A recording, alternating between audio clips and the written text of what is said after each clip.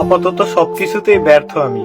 কোনো কিছুতেই সফল হতে পারলাম না। না পারলাম পরিবারের ভালো সন্তান হতে, না পারলাম প্রিয় মানুষের প্রিয়জন হতে। আসলেই আমি সবকিছুতে ব্যর্থ। জানি না কবে সফলতার দেখা পাবো, কিন্তু আমি মানসিকভাবে খুবই ক্লান্ত। আমার চারিদিকে সবকিছু অন্ধকার মনে হয়।